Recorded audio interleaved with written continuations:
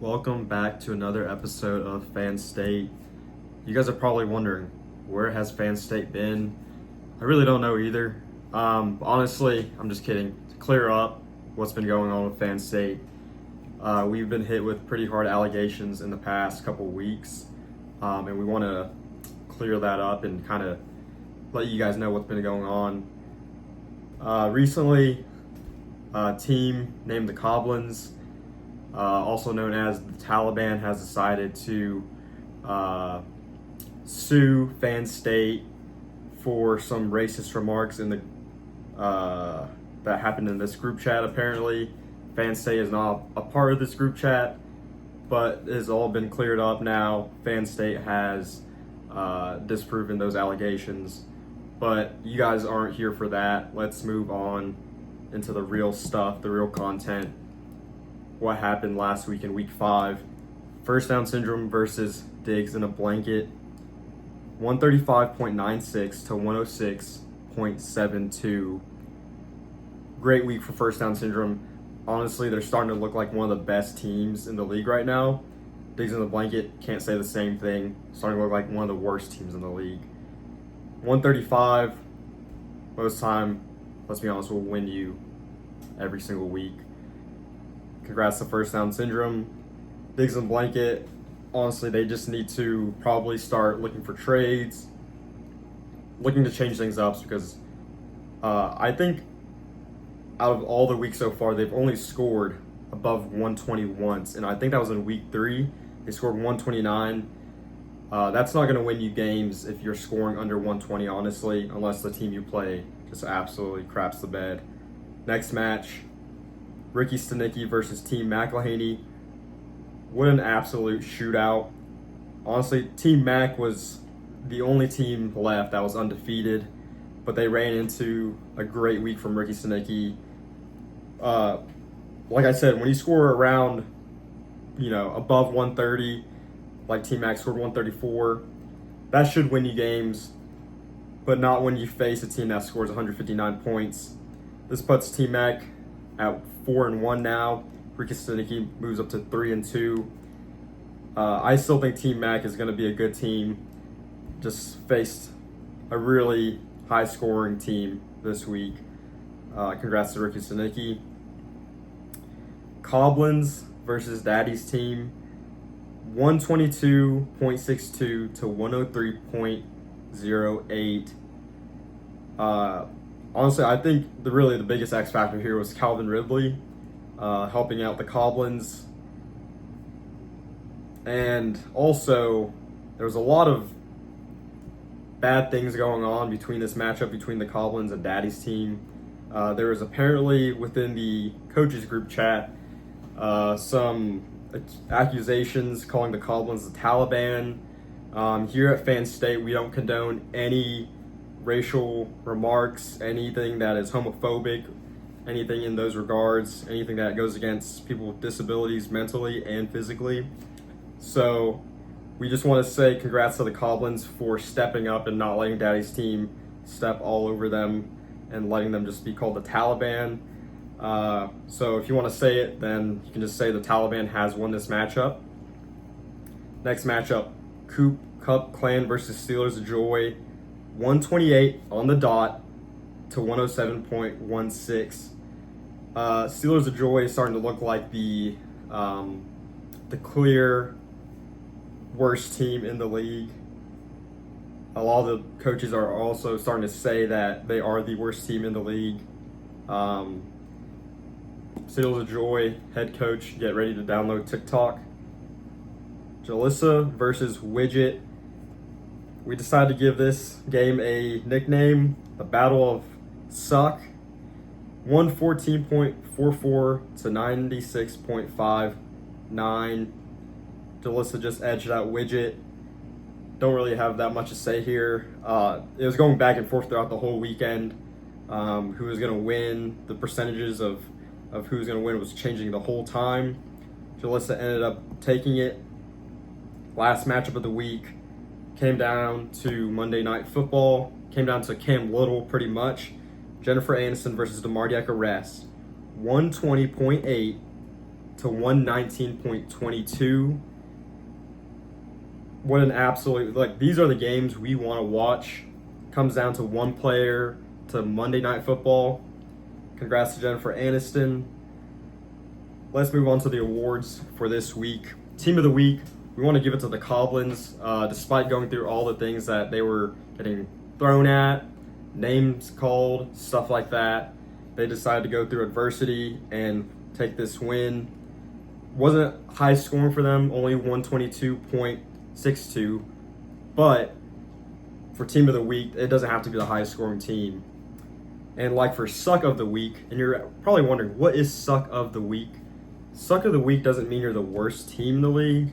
It just means that you really didn't meet your expectations for that week. And so for the suck of the week is the Mardiak arrest. Only scored 119.22. Everyone was predicting them to beat Jennifer Aniston. Ended up losing by 1 point.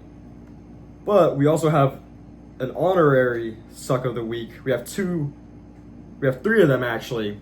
Steelers of Joy, Digs in a Blanket, and Widget. They happen to be some of the worst teams also in this league right now. But let's move on to game of the week. Who is our game of the week? We had to give it to Jennifer Aniston versus DeMardiak Arrest. Came down to the wire. That is what we love to see. Now for the MP poll. Let's start from the bottom.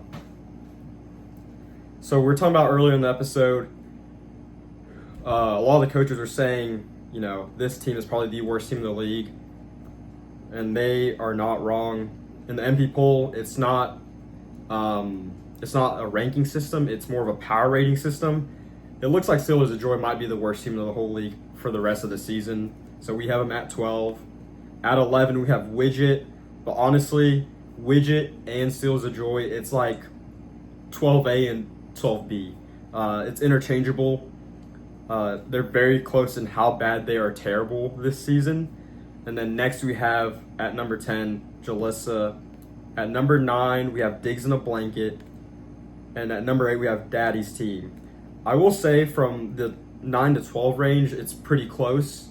And how, you know, if we had to say, like, if they played on an even playing field, a neutral field, all their players are healthy, and all their players play at like an average level of like what they're expected to play at, we would say the 9 through 12 range in the MP poll, they're all pretty close in how they play against each other. So number 7, we have Jennifer Aniston. At number 6, we have Coop Cup Clan. And I think I'll say, okay, at number 5 we have Coblins, but now from the 4 to 1 or the 1 to 4 range, this is where it starts to divide in terms of team talent and how good these teams are. So at number 4 we have Ricky Sinicki. At number 3 we have Team McElhaney. At number 2 we have First Down Syndrome, and then at number 1 we have DeMardiak Arrest. There's been a lot of good waiver pickups.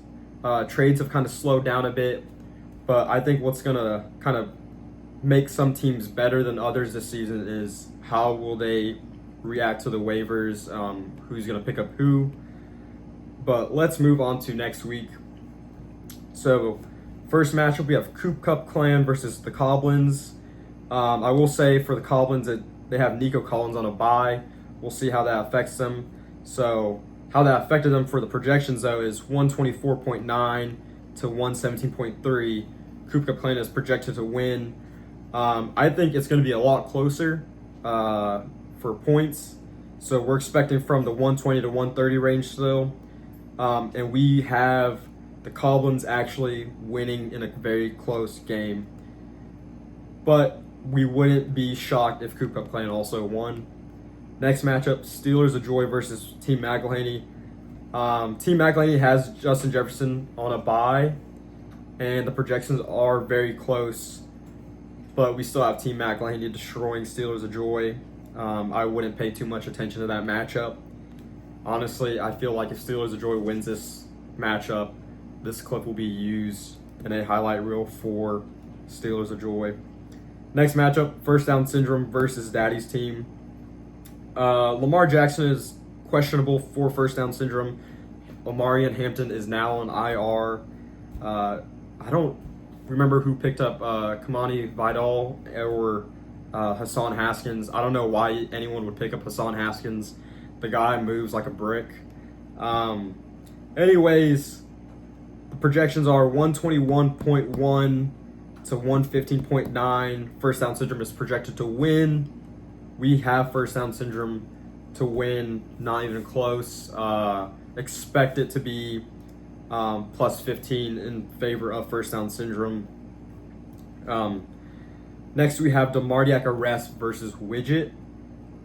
I don't even want to say that much about this game. DeMardiac Arrest is the favorite here at Phan State. Next matchup, Ricky Stanicki versus Jalissa. I find this a very interesting matchup. The projections right now, it's very, very far apart.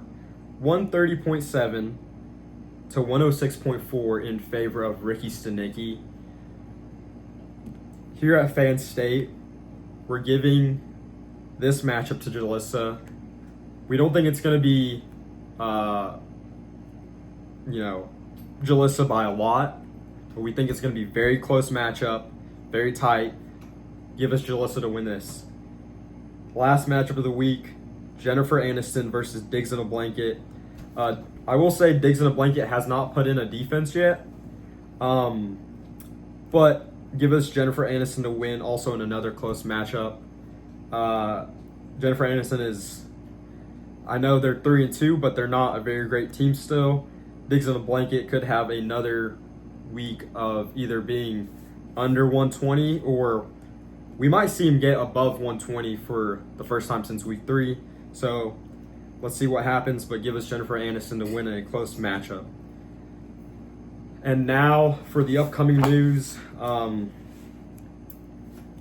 there's a new show on the block, Get Mossed. Here at Phan State, we want to wish them the best of luck, but we have also been in very close contact with this Get Mossed show.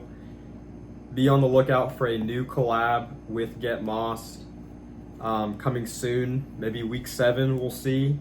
We're in contract negotiations right now, so be on the lookout for that.